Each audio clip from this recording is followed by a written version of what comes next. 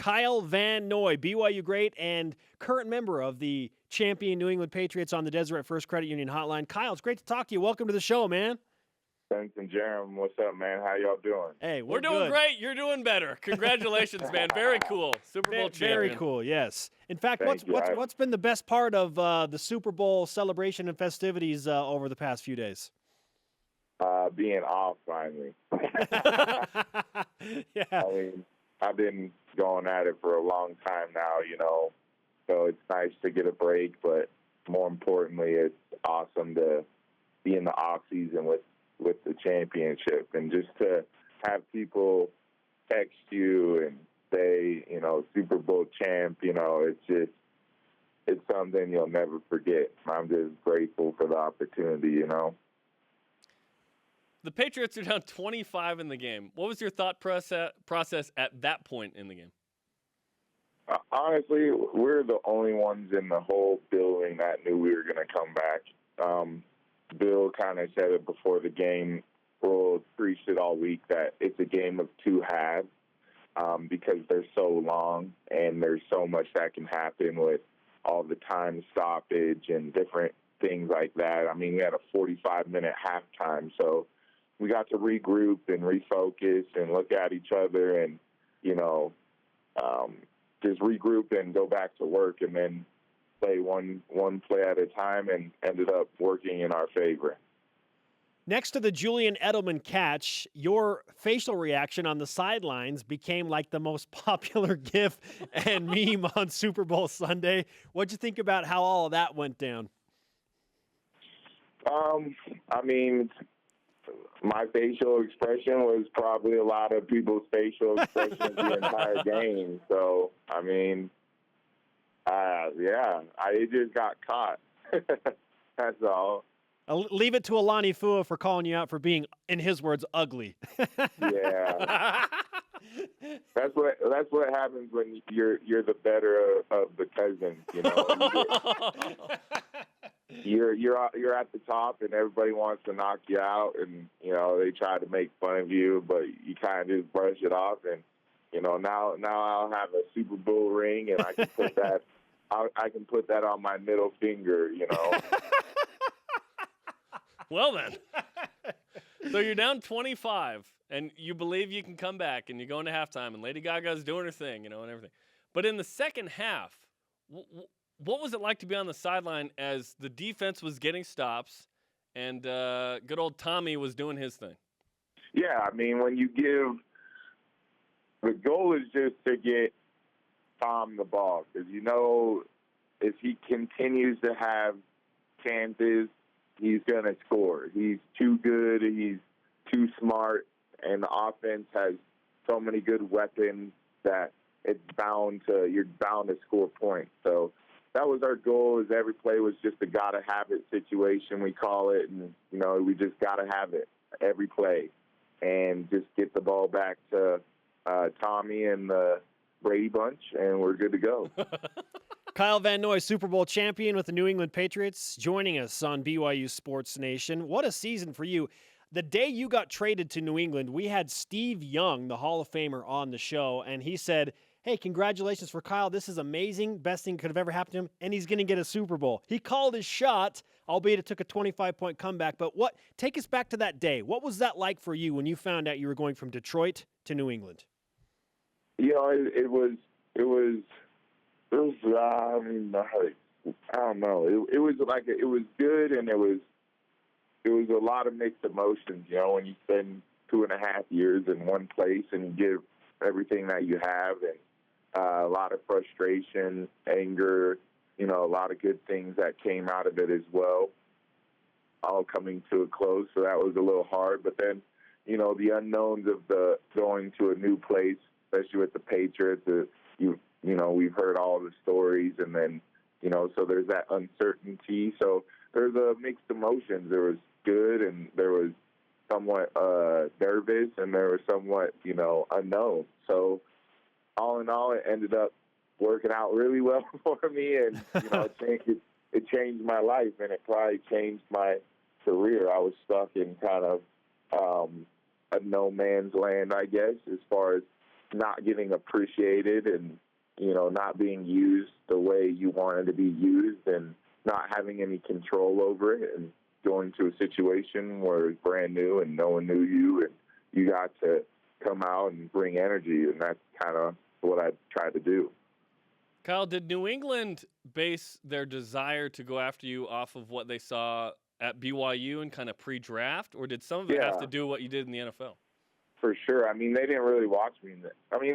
They have guys always watching, but it was more, I think, pre-draft wise. That's where I thought I was going to go. But they had a D tackle ended up getting in trouble, I guess. So they went D tackle for the first round pick. So that's where I thought I was going because I had the most interviews with them, and that's where I thought I was going. Kyle Van Noy with us on BYU Sports Nation. What was it like the first time you sat down with Bill Belichick? Take us to that moment where you're talking to the coach for the first time. I don't think it ever happened.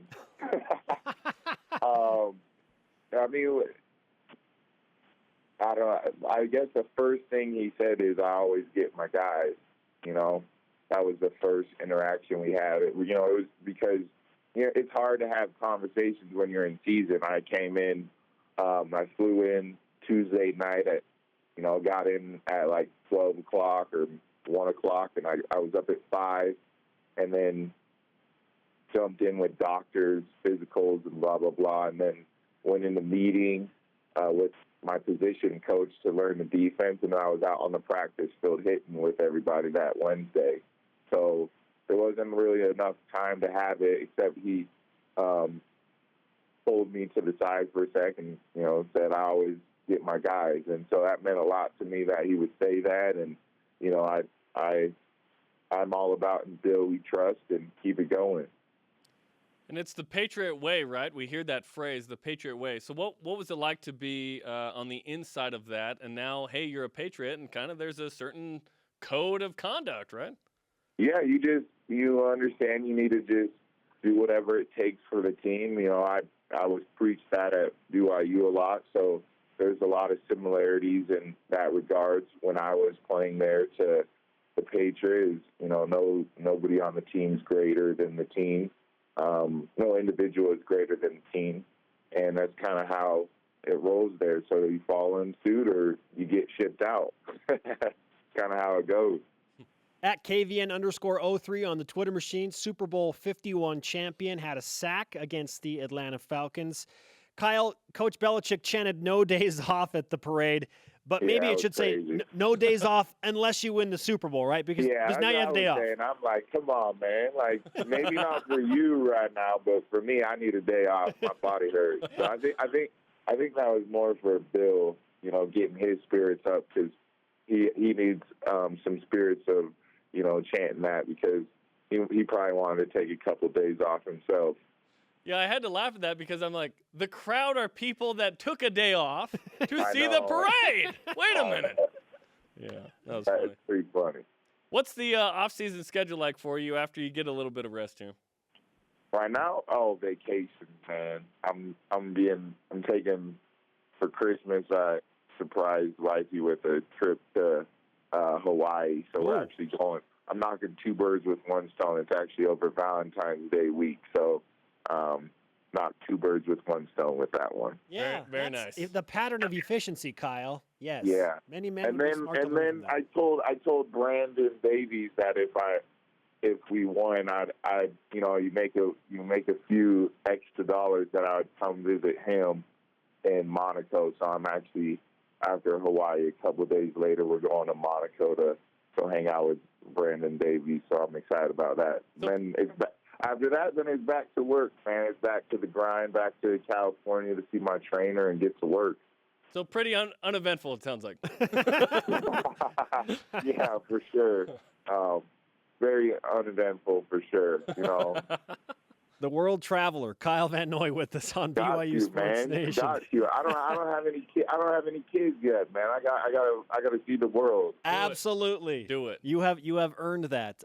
Before we get off the phone with you, Kyle, we want to ask you about the current status of BYU football and Kalani Sitake and to get your thoughts on what you see BYU football doing and what you think about the new direction of the program.